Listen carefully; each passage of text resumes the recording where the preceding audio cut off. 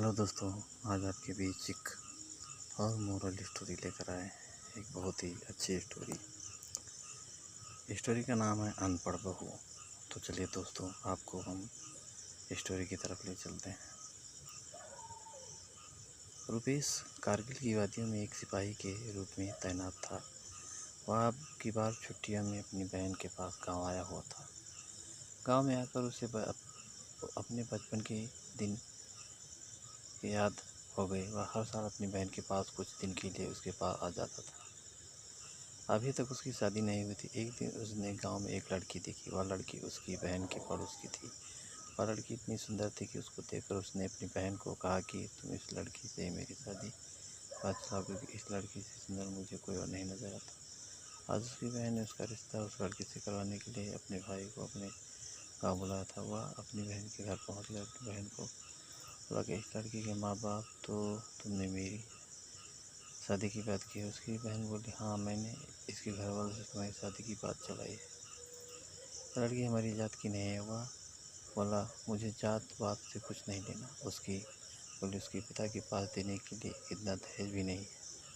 अपनी बहन को बोला, बहन, मुझे दहेज वहेज कुछ नहीं देना, क्योंकि यह मुझे इतनी पसंद है कि वह चाहे किसी भी जात की हो, मुझे कोई फर्क नहीं पड़ता।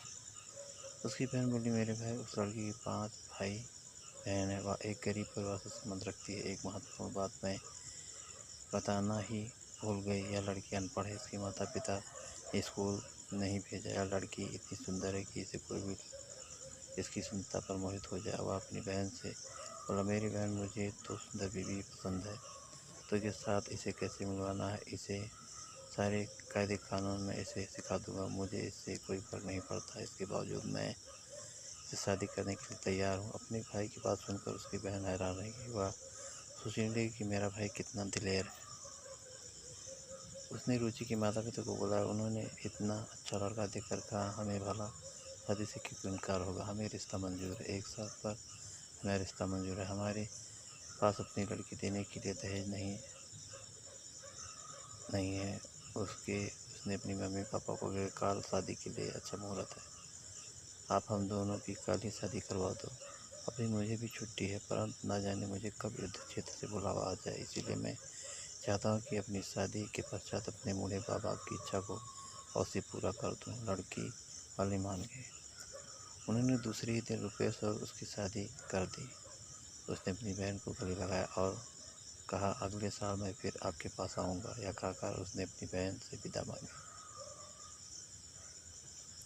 शादी करके अपने घर वापस आ गया था। उसकी पसंद को देखकर लोग उसे कहते, वाह, क्या सुंदर परी जैसी दुल्हन लाए हो। रुपेश अपने मन में कहीं न कहीं सोच रहा था कि पहले उसे समाज में उठने बैठने के तरीके सिखा देता हूँ। मैं अपने दोस्तों के साथ उसे यूँ नहीं मिलवा सकता हूँ, क्योंकि गांव के रहन सहन और शहर के तौर तरीकों में दिन का अंतर है। रुचि को अपने साथ क्लब होटलों में ले जाने लगा। वह उसके परिवार में पूरी तरह से घुल मिल गई, लेकिन पढ़ाई के नाम पर बिल्कुल शून्य थी। उसने एक कक्षा तक भी पढ़ाई नहीं की थी। उसे देखकर कोई भी नहीं कह सकता था कि वह पढ़ी लिखी नहीं है। जब भी वह अपने घर पर छुट्टी पर आता था, उसे लेकर अपने दोस्तों से मिलवाता। उसके माँ बाप ने उसे एक दिन जरूर कहा था कि बेटा, बहू देखने में तो सुंदर है, परंतु है तो हमारी तरह अनपढ़, क्योंकि अब तो घर में 3-3 अनपढ़ इकट्ठे हो गए हैं। अपने बच्चों को भी यह पढ़ा नहीं सकेगी, और तुम तो युद्ध क्षेत्र में रहते हो। जब तुमने शादी कर ही ली है, तो अब हम क्या कह सकते हैं। रुपेश को युद्ध क्षेत्र से बुलावा आ चुका था। उसे दूसरे दिन रणभूमि में जाना था। उसने अपनी पत्नी से विदा ली। उसकी पत्नी ने रोते हुए अपने पति को विदा किया। वह बोला, अरे पगली, अपने पति को हंसते हुए विदा करते हैं, क्योंकि मातृभूमि की रक्षा करने का अवसर तो किसी किसी के भाग्य को ही मिलता है। तुम्हें तो अपने पति पर गर्व रहना चाहिए। उसने अपने पति के माथे पर तिलक किया और उसे जाते हुए उसे पहाड़ तक छोड़ने आई थी। रुपेश को गए हुए काफ़ी दिन हो चुके थे। एक दिन उसके घर पर तार आई। डाकिया तार देकर गया। जब उसने तार सब सुना तो वह जोर जोर से रोने लगी, और रो रो कर उसने अपने सास ससुर को कहा कि शहर से तार आई है। वह फूट फूट कर रोने लगी, क्योंकि उसको रोता देखकर उसके ससुर भी रोने लगे। उसने अपने देवर को बोला। उसके देवर को पता चल चुका था कि शहर से तार आया है। जब उसने अपनी भाभी को रोते हुए देखा, बोला, भाभी, मैं बाजार जाकर सामान उसके शहर से फ़ोन आ चुका है कि गाड़ी 11 बजे के करीब पहुंचेगी। उसको रोता देखकर आसपास की औरतें भी इकट्ठा होकर ज़ोर ज़ोर से रोने लगी। उन सभी को मालूम नहीं था कि तार खुशी के अवसर भी भेजा जाती है। उन्हें तो यह भी मालूम नहीं था कि तार तो मारने पर ही भेजी जाती। फ़ोन पर भी आवाज़ साफ नहीं सुनाई दे रही। उसका देवर जाकर कफन ले आया था। उसके माँ बाप सब लोग इकट्ठा कर लिए थे। चारों ओर चीखने चिल्लाने की आवाज़ें रही थी। रुचि ने सफ़ेद साड़ी पहनी थी। उसने फ़ोन पर सुना था कि गाड़ी 11 बजे घर पहुंच जाएगी। उसके घर में लोगों की इतनी ज़्यादा भीड़ थी कि उसके घर में बैठने के लिए जगह भी नहीं बची थी। चारों तरफ सन्नाटा ही सन्नाटा था। रुपेश के दोस्त सब उसे आखिरी सलाम देने के लिए गाजे बाजे से विदा करने वाले थे। 11 बजे के करीब एक पुलिस की जीप उसके घर के पास खड़ी थी। उसमें रुपेश नीचे उतरा। उसने हैट पहन रखा था। उसने जैसे घर में सन्नाटा देखा, वह रोने चिल्लाने की आवाज़ सुनी तो उसके कानों में सीटियाँ बजने लगी। वह सोचने लगा, कहीं मेरी पत्नी को तो कहीं कुछ नहीं हो गया, काव्य पिता को तो कुछ नहीं हो गया। वो जोर जोर से रोने लगा। उसके दिमाग में तरह तरह के ख्याल आ रहे थे। वह दौड़ दौड़ा अंदर आया और अपनी माँ के पैर छूकर बोला, माँ प्रणाम। उसकी माँ अपने बेटे को देखकर चौंक गई और उसे देखकर खुश हुई। वह, हे भगवान, क्या नष्ट कर डाला बहू ने, हमें क्या खबर दी? रुपेश बोला कि मैंने अपने आने की खबर आपको तार के माध्यम से दी थी। फ़ोन पर यह भी कहा था कि 11 बजे तक हम आ जाएंगे। रुपेश की अपनी बहू के पास आकर बोली, अरे तुमने यह क्या नष्ट कर डाला, मेरा बेटा तो जिंदा है। वो बोली कि आज सुबह ही डाकिया तार दे गया था। मुझे क्या पता था कि तार में अच्छी खबर भी होती है। मुझे तो पता था कि तार में बुरी खबर होती है। यह बातें मैंने मोहल्ले में अपनी सहेलियों को बताई। जिस ना हो आए बिना नहीं रह सका।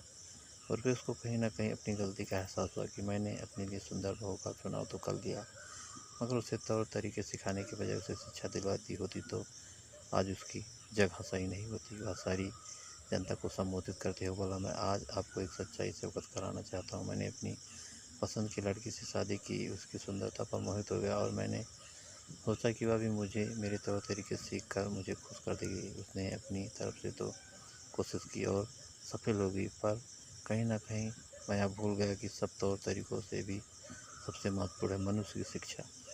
इंसान अगर पढ़ा लिखा होगा तो वह दुनिया के किसी भी क्षेत्र में चला जाए, वह कहीं भी निराश नहीं होगा। बिना शिक्षा के उसका जीवन अधूरा है।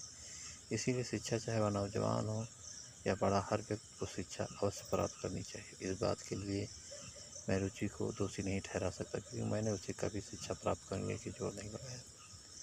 आज सबके सामने मैं प्रण लेता हूँ कि अपनी पत्नी को शिक्षा दिलाने के मुझे जो भी कुछ करना पड़ेगा, मैं पीछे नहीं हटूँगा।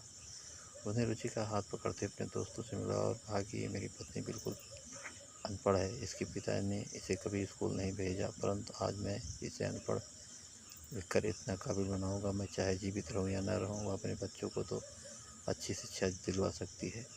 उसने प्रौढ़ शिक्षा केंद्र जाकर अपनी पत्नी की पढ़ाई के लिए एक खत लिखा। उसकी पत्नी ने प्रौढ़ शिक्षा केंद्र में जाना स्वीकार कर लिया था। वह जाकर काफ़ी कुछ पढ़ना लिखना सीख गई थी। जब वह अपने मायके आई तो अपनी माँ को भी उसने कुछ कुछ पढ़ना लिखना सिखा दिया था। यह कहानी उस समय की जब तार के माध्यम से संदेश भेजे जाते थे। तो दोस्तों, आपको यह कहानी कैसी लगी हमें कमेंट करके ज़रूर बताना। और दोस्तों, अगर अभी तक आपने हमारे चैनल को सब्सक्राइब नहीं किया तो जल्दी से आप हमारे चैनल को सब्सक्राइब कर लीजिए, जिससे इसी तरह अच्छी अच्छी कहानियाँ आप लोगों को रीच पहुँचाता रहूँ। दोस्तों, अगली कहानी में फिर मिलेंगे।